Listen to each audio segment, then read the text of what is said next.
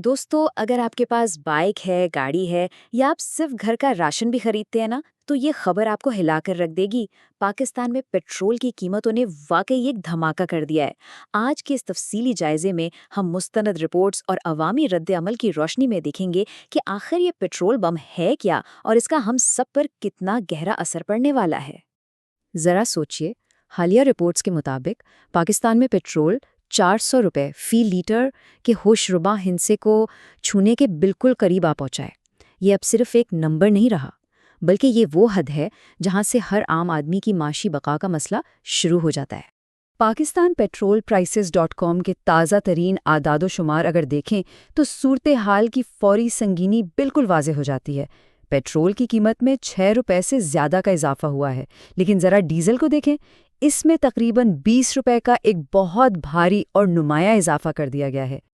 आगे बढ़ने से पहले ज़रा आज के अहम पहलुओं पर एक नज़र डाल लेते हैं। हम बात करेंगे पेट्रोल की आसमान छूती कीमतों की, महंगाई के नए तूफान की, उस बहरान की असल वजूहात की, आवाम के शदीद रद्द अमल की और सबसे अहम बात, मुस्तकबिल के मंजरनामे की। ये तरतीब हमें इस पूरे माशी झटके को समझने में मदद देगी। तो चलें सबसे पहले बात करते हैं पेट्रोल की आसमान छूती कीमतों की। ये वो फौरी सदमा है जिसने सड़कों पर सफ़र करने के खर्च को तकरीबन नाकाबिले बर्दाश्त बना दिया है। सोशल मीडिया पर तो जैसे अवाम गुस्से और बेबसी से फट पड़ी है। एक जुमला बहुत ज़्यादा नज़र आ रहा है कि अब बाइक बेचकर साइकिल लेनी पड़ेगी। और सच्ची बात है, ये महज कोई जज्बाती बात नहीं है, बल्कि इस तलख हकीकत की अक्कासी है कि एक आम सी सवारी रखना भी अब रफ्ता रफ्ता लग्जरी बनता जा रहा है। इससे जुड़ा हमारा अगला पहलू है महंगाई का नया तूफान। जाहिर है, जब पेट्रोल महंगा होता है तो सिर्फ सफ़र का खर्च नहीं बढ़ता, बल्कि घर का पूरा बजट बराह रास्त खतरे में पड़ जाता है। माहिरीन बाकायदा खबरदार कर रहे हैं कि ट्रांसपोर्ट महंगी होने की वजह से रोज़मर्रा की बुनियादी चीज़ें बराह रास्त मुतासिर होंगी। आटा, सब्जियां, दूध और यहाँ तक कि आपकी ऑनलाइन डिलीवरी के चार्जेस भी बढ़ने वाले हैं। यानी किचन का बजट मुकम्मल तौर पर हिलने वाला है। अब सवाल ये पैदा होता है कि आखिर इस बुहरान की असल वजूहात क्या हैं? इस बेमिसाल इजाफे के पसे मंज़र का एक गैर जानिबदाराना जायज़ा लेना बहुत ज़रूरी है। इस मामले को दो बिल्कुल मुख्तलिफ ज़ावियों से देखा जा रहा है। एक तरफ तो आलमी तेल के बुहरान का मैक्रो इकोनॉमिक बयानिया है, लेकिन दूसरी तरफ रेडिट जैसे प्लेटफॉर्म्स पर अवाम का सख्त एहसास है कि अवाम को लूटा जा रहा है। ये दो मुख्तलिफ रुख हैं जो मुकामी जज्बात और आलमी दबाव के फ़र्क को ज़ाहिर करते हैं। सूरत हाल की हसासियत में इस वक्त और भी इजाफा हो जाता है जब द इकोनॉमिक टाइम्स की एक निहायत तशवीशनाक रिपोर्ट सामने आती है।